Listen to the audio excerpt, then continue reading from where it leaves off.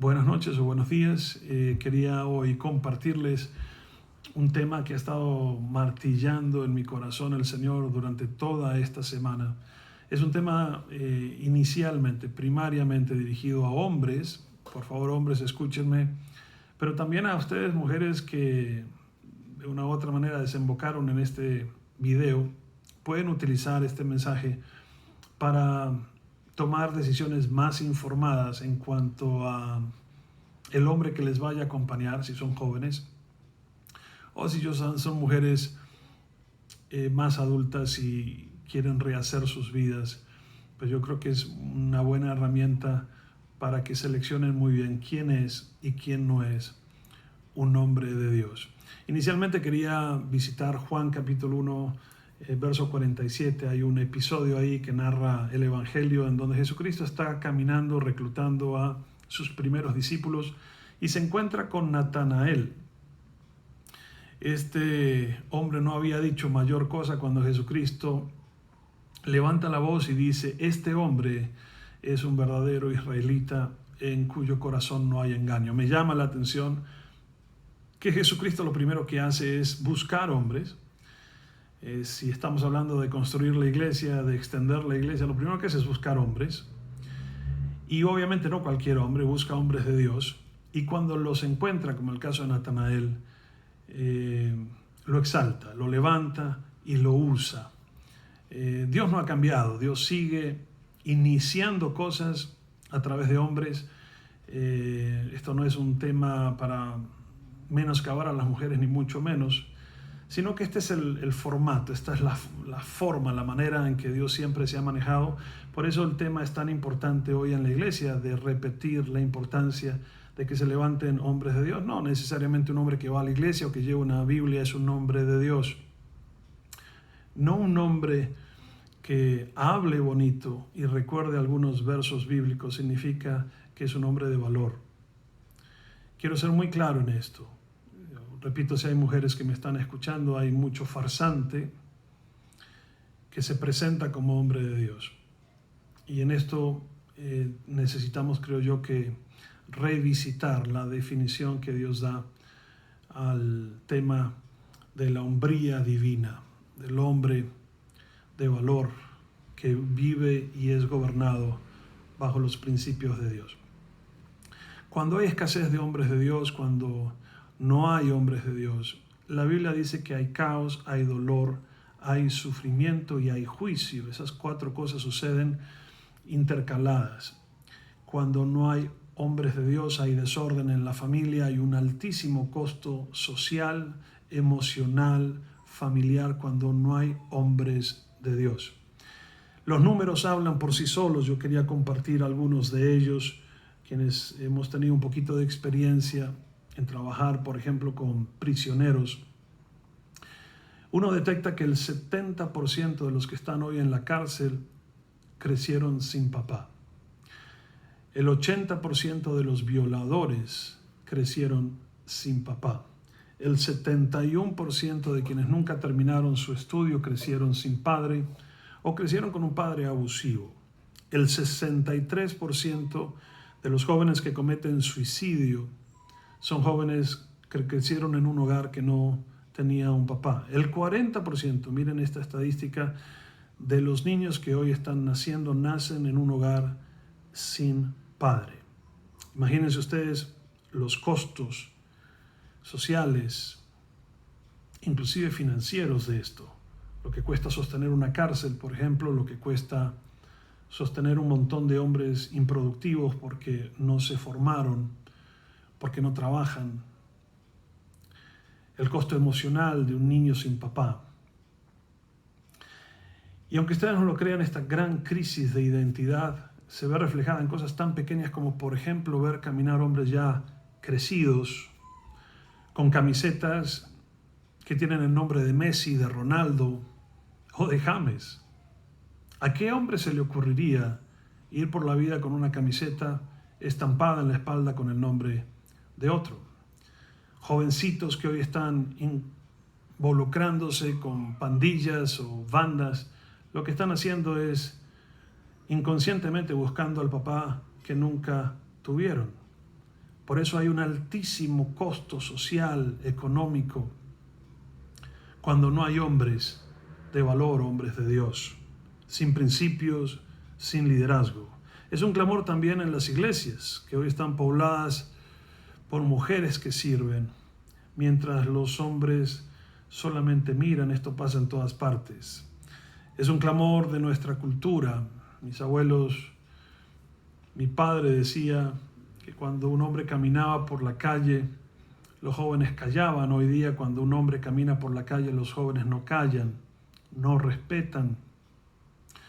Hay una profunda crisis en nuestra sociedad. Las mujeres ya no saben quién es un hombre, y no todo aquel que se dice hombre es verdaderamente un hombre. Y me refiero a un hombre de Dios, un hombre de valor. No porque tenga la voz gruesa o tenga la apariencia de un hombre, es un hombre. Trabajo con gente que duerme en el albergue que nosotros tenemos, hombres ya viejos. Sin embargo, nunca alcanzaron la estatura de un hombre, canosos. Sin embargo, nunca tuvieron el valor de enfrentar la responsabilidad de la vida. Este es un clamor no solamente de la sociedad, también es un clamor de Dios. En Ezequiel capítulo 22, verso 30, Dios dice: busqué entre ellos un hombre que levantara el muro y que se pusiera en la brecha delante de mí. Pocas palabras, Dios está diciendo: busqué un hombre que interceda por la tierra para que yo no la destruya. Dios en el Antiguo Testamento, Jesús en el Nuevo Testamento, Dios también obviamente, buscando hombres que se paren en la brecha. Y dice: lo busqué y no lo encontré. No es que no había hombres, hombres siempre hay, pero no hombres de Dios. Hay una gran diferencia entre un hombre y un hombre de Dios. Luego vamos a hablar de eso más adelante. Miren ustedes lo que sucede cuando hay ausencia de hombres de Dios. Isaías 3:2, esto es una característica, le puede servir a usted para determinar inclusive qué tipo de gobernantes tiene su país, el nuestro, y si estamos marcados por hombres de Dios o no. Por ejemplo, Isaías 3:12 dice: los opresores de mi pueblo son muchachos. Cuando los muchachos son los que oprimen, los que gobiernan. Inclusive más adelante en el verso dice: y las mujeres también se enseñorean.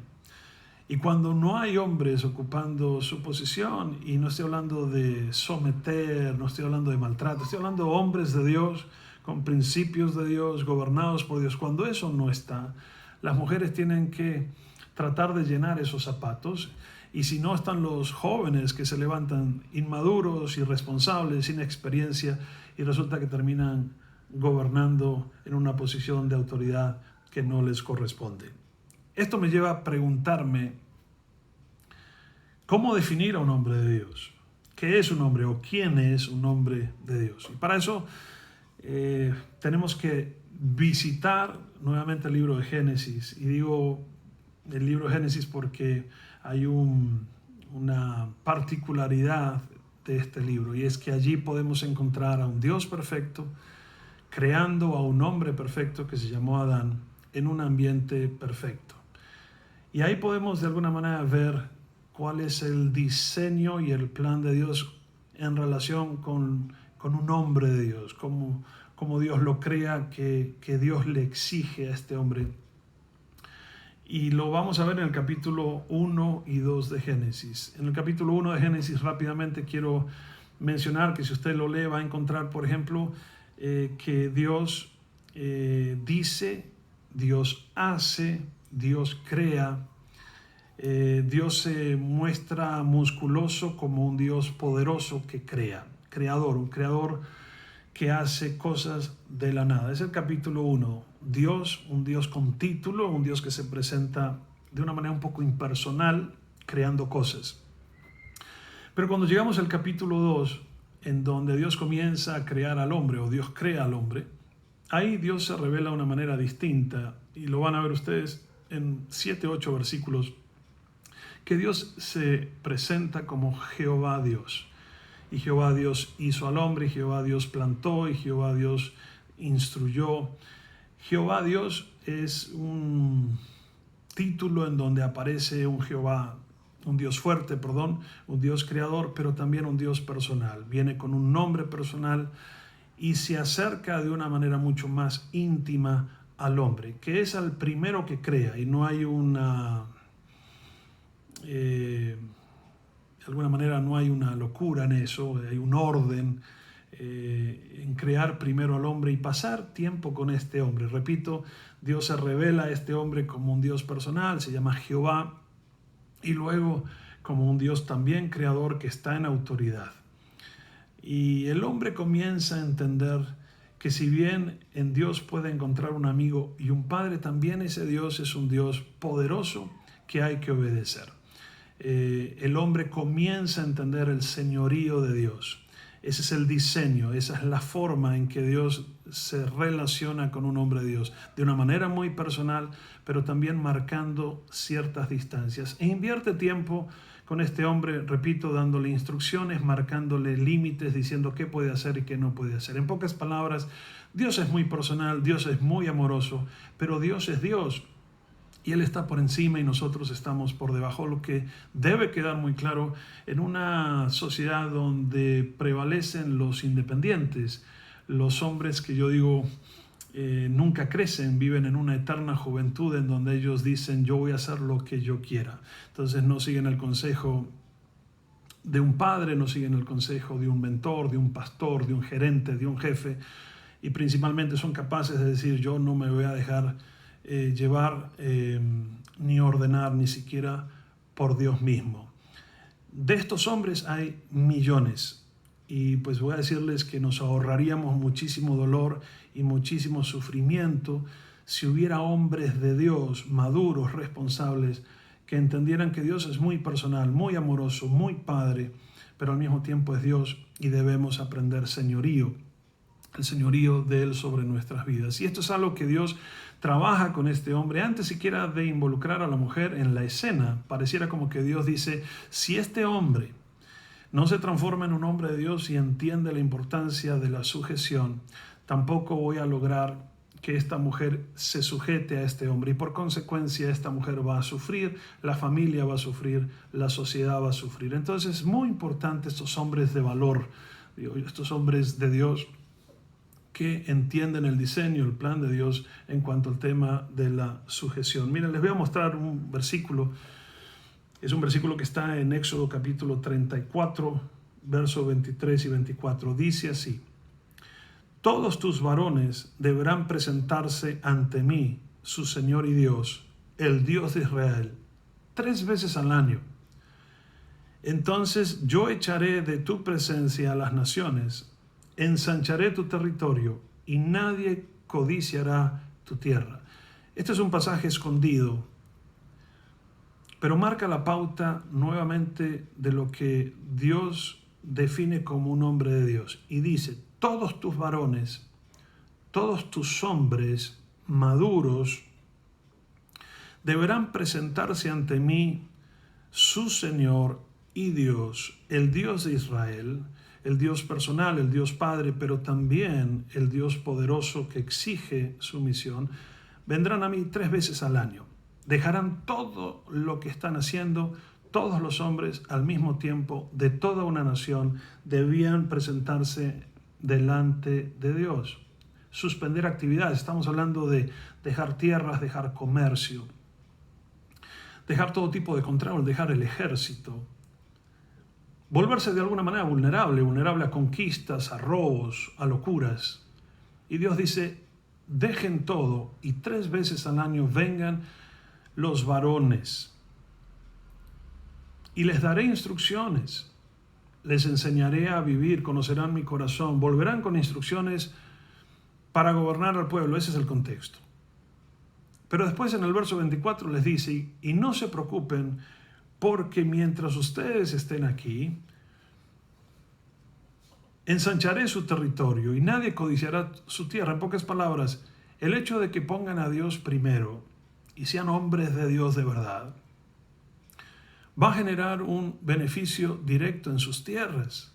Nadie vendrá a codiciarles la tierra. Mi presencia estará con ustedes. Bendeciré lo que hagan. Miren, vuelvo y digo, el problema no es económico, no es de salud, no es político. El problema, creo yo, es la ausencia, la falta o la escasez de verdaderos hombres de Dios. Por eso el versículo 23 dice, aparten tiempo conmigo, hombres, busquen mis instrucciones, hagan lo que yo les digo, respeten las distancias, Dios es Dios, nosotros no, y entonces habrá una cantidad de beneficios. Cuando un hombre se sujeta, cuando un hombre busca las instrucciones de Dios, resulta que eso se ve reflejado en la familia. Yo lo digo y ojalá que nadie se sienta mal, pero cuando me encuentro con una esposa un poquito rebelde y cantaletosa o pataletuda, como dicen aquí, pues pienso yo que tal vez es un reflejo de un hombre que no se sujeta a Dios. Cuando uno encuentra hombres que se sujetan a Dios, encuentra también mujeres que lo respetan. Así que Dios está diciendo, respeta mi señorío, déjate gobernar, ponme primero, sé un hombre de Dios y todas las demás partecitas de tu vida no solamente van a encajar, sino que yo las voy a sellar con mi bendición. Ahora, Dios nos llama a jóvenes, Dios llama a hombres que tenían tierras y responsabilidades. Vuelvo y digo, un hombre de Dios generalmente está marcado por esto. Es una persona madura, es una persona que tiene responsabilidades y tercero, es una persona que tiene la capacidad de hacerse responsable o encargarse de otras personas. A estos hombres, no al adolescente, no al muchacho, no al inmaduro, no al que no tiene responsabilidades, no a esa persona que no puede encargarse ni de sí mismo, no, llama a los varones y les dije, dejen sus tierras, vengan y búsquenme. Y a estos hombres Dios les da instrucciones, Dios les habla, Dios les dirige, Dios abre puertas, Dios cierra puertas. Y como consecuencia de esto, todo lo demás, la sociedad, la familia, empieza a ser bendecido. Cuando un hombre se levanta y hace brecha y clama, intercede, cuando este hombre tiene la mente fija en Dios, lo conoce no solamente como un Dios personal, sino como un Dios poderoso, y dice, Señor, tú eres lo primero. Ese hombre va a marcar a su familia, va a marcar a la sociedad. Necesitamos clamar por este tipo de hombres. En otras palabras, Dios le dice al hombre, este es mi reino, esta es mi condición, y tienes que sujetarte. Un hombre de Dios entiende que no es dueño de nada. Un verdadero hombre de Dios no se va por la vida jactándose de nada. Yo tengo un principio en mi vida y es que pues, me ha tocado estar en muchas casas, he viajado y me han hospedado en muchos lugares. Y cuando yo entro en la casa de alguien más,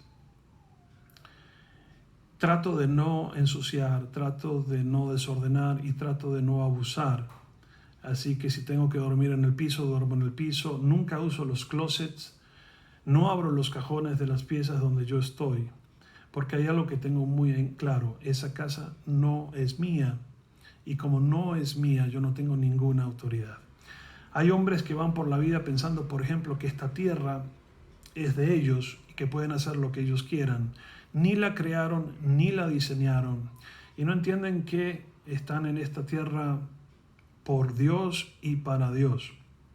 Por eso es importante que entendamos que el hombre de Dios entiende que esta es la casa de otro, las condiciones de otro, estoy hablando de Dios, y va por la vida pidiendo permiso, sujeto, haciendo solamente lo que Dios le dice, que a Jesucristo dijo en algún momento, yo hago y digo solamente lo que mi Padre hace y dice.